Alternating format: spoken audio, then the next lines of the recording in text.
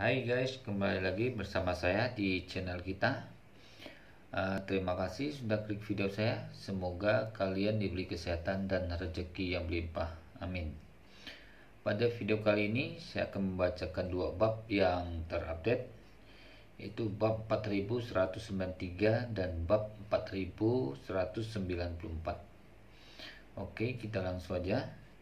Bab 4193. Ketika Kyo Fei-yun melarikan diri dari keluarga Fei, dia berpikir bahwa melalui prediksinya yang luar biasa, dia pasti akan dapat memainkan operasi ekstrim dan melarikan diri. Tapi dia tidak pernah bermimpi bahwa dia baru saja melarikan diri dari rumah Fei dan dalam waktu 5 menit dia akan menjadi tahanan di sebelah istana Fei.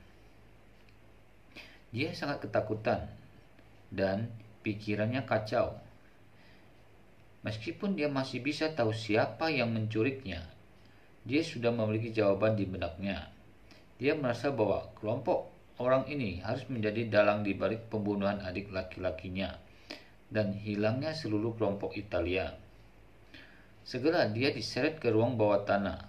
Setelah pintu dibuka, dia ngeri menemukan bahwa ada seorang pria telanjang yang tergantung di ruangan itu, sama seperti dirinya, hanya mengenakan celana dalam, dan pria telanjang itu tidak lain adalah Fei Haoyang. Pada saat ini, Fei Haoyang, bagaimana mungkin dia masih memiliki gaya tuan tua keluarga Fei? Dia telanjang, tangannya digantung, dan dia seperti babi yang akan disembelih. Selain itu, dia dipenuhi luka dan kedua telinganya hilang. Yang tersisa adalah 2 luka besar, dan luka itu ditutupi dengan koreng darah hitam yang terbentuk oleh pembekuan darah dalam jumlah besar. Fei Haoyang tidak berpikir pada saat ini bahwa dia akan tiba-tiba melihat Kyo Fei-yun di sini. Melihat Kyo Fei-yun dibawa masuk, dia terkejut pada awalnya, dan kemudian ekspresinya menjadi sedikit lebih bersemangat. Tidak ada yang lain. Fei Haoyang telah menderita banyak kejahatan di sini, dan dia sangat putus asa di sini sendirian. Saat ini, dengan seorang kenalan Kyo Fei-yun yang bersamanya, melalui suka dan duka, tidak dapat dihindari bahwa suasana hatinya akan turun dan menjadi sedikit bersemangat. Jika tidak ada yang lain, bahkan jika seseorang menemaninya di jalan sebelum dia meninggal, itu jauh lebih baik daripada mati di sini sendirian. Tapi Kyo Fei-yun sama sekali tidak senang saat melihat Fei Haoyang di sini. Faktanya, yang paling dia takuti adalah melihat Fei Haoyang di sini. Karena jika pihak lain berani menggertak bahkan Fei Haoyang, maka dia kentut. Jika Anda ingin melarikan diri, tidak ada kesempatan. Pada saat ini, salah satu prajurit istana Wanlong memandang Kyo Fei-yun dan bertanya, "Tuan Kyo, Tuan Fei, terlihat bersemangat ketika dia melihat Anda. Mengapa Anda tidak senang ketika melihat teman lama Anda?" Kyo Fei-yun yang sudah untuk mati, dia sama seperti yang lain. Jika bagaimana, mungkin dia tidak mengerti pikiran Fei Haoyang. Jika itu Fei Haoyang, dia pasti akan senang ketika dia tiba-tiba melihat seorang datang untuk menemaninya. Dia berfantasi tentang bisa melarikan diri dengan sukses, tetapi dia tidak pernah berpikir bahwa dia akan tiba-tiba ditangkap di sini.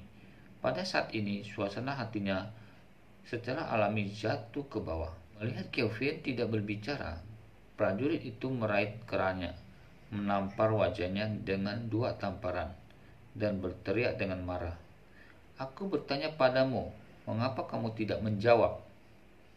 Tubuh lemah Kyo Fei-yun tidak dapat menahan tamparan keras di wajahnya, dan ketika dia menamparnya 2 kali, dia ditampar dengan bintang emas di matanya dan muntahkan darah. Jadi dia hanya bisa dengan cepat mengatakan, saya senang. Prajurit itu menamparnya lagi dan mengutuk dengan marah. Sial, itu tidak tulus sama sekali. Katakan padaku lagi.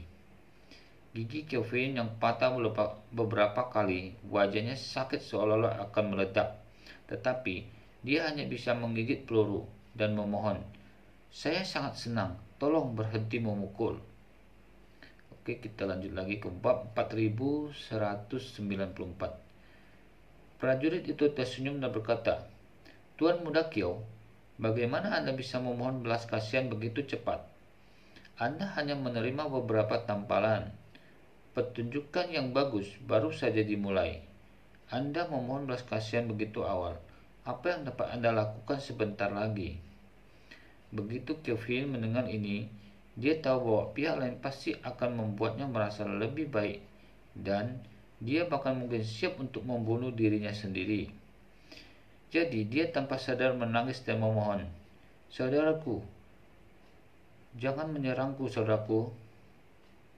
Melihat Qiu Feiyun menangis dan memohon seperti anjing mati, hati Fei Hong berkelebat dan dia segera menatap monitor di atas kepalanya dan berteriak, Tuan Istanawan, apakah Anda di sini? Penculik yang menculik Nonagu. Ini adalah ide yang diberikan oleh Qiu Feiyun kepadaku. Semua detail rencananya olehnya. Dia adalah dalangnya. Tuan Wan, tolong bantu saya dengan pesan untuk Tuan Ye dan meminta Tuan Ye untuk memberi saya keringanan hukuman. Seluruh orang Qiu Feiyun tercengang. Bagaimanapun dia bisa berpikir bahwa Fei Hong yang akan menyalahkannya dirinya sendiri ketika dia membuka mulutnya. Selain itu, mendengar arti dari kata-kata ini, tampaknya dalang dibalik kejadian ini adalah karena Gu Qiuyi yang menangkapnya. Jika itu masalahnya, seharusnya bukan kelompok orang yang sama yang membunuh saudaranya, kan? Memikirkan hal ini, dia berseru sambil tanpa berpikir, "Fei Hong, jangan meludah. Masalah ini sepenuhnya adalah idemu sendiri. Kamu yang gila dan ingin mendapatkan Nonagu. Apa hubungannya denganku?" Fei Hong memarahi dengan marah. "Kamu biasanya menjulurkan lidahmu ke belakang pantatku, berlutut dan menjilatku. Tetapi sekarang, sesuatu telah terjadi dan kamu benar-benar mengatakan bahwa itu tidak ada hubungannya denganmu. Rencana penculikan Nonagu adalah milikmu. Kamu juga menemukan ninja dari Jepang. Anda bahkan mengatur kapal yang akan meledakkan ninja pada akhirnya. Mungkin kapal itu masih di dermaga sekarang. Para prajurit elit dan jenderal yang kuat dapat menyelidiki dengan jelas. Apakah Anda pikir Anda bisa mendapatkannya? Keluar hanya untuk sedikit lip service." Ketika Qiu Feiyun mendengar ini, dia tahu bahwa akan sulit untuk menyingkirkan keluarga Qian kali ini. Jadi dia memandang Fei Hong dan berkata dengan marah, "Nama keluarga saya adalah Fei. Ketika Anda melihat saya, Anda hanya ingin menyalahkan. Kamu hanya bisa punya otak. Apakah kamu tidak mengerti? Kamu adalah belalang di atas tali." Fei Hong juga melihat wajah Qiu Feiyun dengan jelas dan berkata dengan dingin, "Ketika saya melempar pot, saya katakan itu ide saya sendiri. Jika saya tidak bisa menyingkirkannya, saya katakan ini adalah belalangnya di tali. Qiu Feiyun, kamu sialan menarikku ke dalam air seperti itu." Qiu Feiyun gemetaran karena marah, menggertakkan gigi dan berkata, "Kamu bilang aku menarikmu ke dalam air. Saat itu, jika kamu tidak melakukan hal-hal buruk sepanjang hari di sekolah, bagaimana mungkin aku menyukaimu? Itu adalah aku yang disesatkan olehmu. Kamu sekarang dia bahkan menggigitku kembali." Pada saat ini, di ruang pengawasan di lantai atas, Wan Pujun melihat dua anjing menggigit seekor anjing dan sesegera memotong video dan mengirimnya ke Ye Chen. Setelah melihat video ini, Ye Chen menjawab, "Biarkan Kajau Hattori pergi." Wan Pujun segera mengirim pesan ke Ye Chen, dan mengatakan, "Jangan khawatir Tuan Y, bawahannya akan membuat pengaturan." Segera dia menginstruksikan bawahannya, "Pergi dan panggil Hattori Kazou." Ya, bawahannya segera menemukan Kazou Hattori. Hattori Kazou bertanya dengan hormat, "Tuan Istana Wan, apa perintahmu?" Wan Pujun menunjukkan Qiu Feiyun di monitor dan berkata, "Kamu seharusnya tahu orang ini kan?" Hattori Kazou melihat lebih dekat dan berkata dengan marah, "Tuan Wan, bajingan ini menipu kita untuk datang ke New York." "Oke," Wan Pujun mengangguk dan berkata. Tuan Ye berkata, "Biar Anda menghiburnya."